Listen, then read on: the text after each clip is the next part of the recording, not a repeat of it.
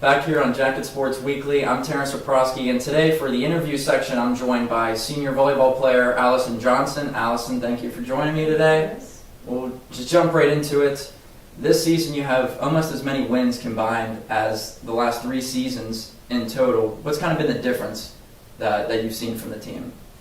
Definitely the change in our culture. We came in at the beginning of the season focused on changing that to start because that's more of a foundational thing for us. And then going out from there, we were a more positive team. We supported each other better, and we just came together as a whole rather than playing more individually. So definitely changing that made a difference. You've played under 2 head coaches, a couple of different assistant coaches. What's it been like for you kind of playing through this revolving door of coaches throughout your career? It definitely has its ups and downs. I mean, you come in as a freshman, you already have the pressure of trying to prove who you are, but then you have another head coach come in, and you're like, oh, I have to prove myself again. So, I mean, it can be a little stressful at times, but when Coach Taylor came in, it definitely changed the way that volleyball was here. So it was more of a positive change than being stressed out about a new coach coming in. And of course, we have to touch on September 25th, you reached your career total of 1,000 digs, and to make it even better, it came against W&J. What was that moment like for you being on the court whenever you hit that milestone? It was awesome. I really didn't know when I hit the actual 1,000th dig. They announced it when we were in a timeout, and I knew going into the day that I was going to be pretty close, but I tried not to think about it because that can alter how you play. But it was a great feeling with everyone being there supporting me. My dad came and surprised me at the games, and it was just an overall good feeling knowing that I've worked so hard throughout my life to reach a cool goal, and being able to reach this one, it was just awesome.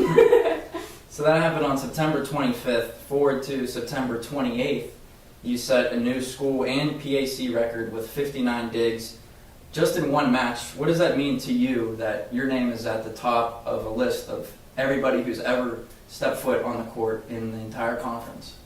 Pretty awesome. I was a little bit shocked, I guess. Like when people were telling me, I was like, oh yeah, like that's cool, but like I don't really like to talk about myself. So then again, like I'm like, oh, thank you so much. But I mean, it's a great honor to be at the top. Like, you come in, you practice, you play, and you just aren't thinking about it. But then when you take a step back and people recognize that and congratulate you for what you've accomplished, it's an awesome feeling. And to top off that amazing September that you were named the female SAAC Scholar Athlete of the Month for September. How do you balance having such good grades while being able to compete on the court at the same time?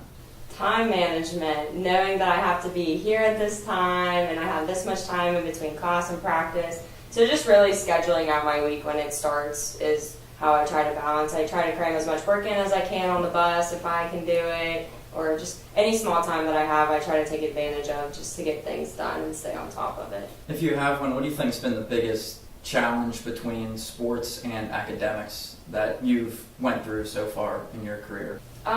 This year especially, I'm a bonner also, so juggling community service, and then this year for athletic training I have clinical hours that I have to achieve, and then just school and practice and games all together. This one's definitely been my trickiest year, but everyone's been supporting me and been super helpful throughout the entire semester, so it's pushed me to get through it. It's challenging, but I'm making it. We're almost there. And unfortunately, it's senior year. You're going to be graduating, moving on. What do you want your legacy to be at the school and for the team whenever you leave?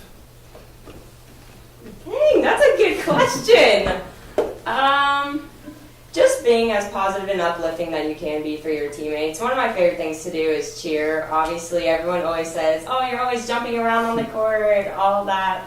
And I just want to be remembered by being the best teammate that I could be, no matter what I was accomplishing individually. I don't know, I want everyone to support their teammates the way that everyone should, and for all their accomplishments, and come together as one, I guess, if that answers your question. Yeah, it's a good positive answer, a good positive way to end this interview. Unfortunately, we're out of time, but thank you again for joining me. Whenever we come back, Riley and Caleb will break down their top 5 plays of the week.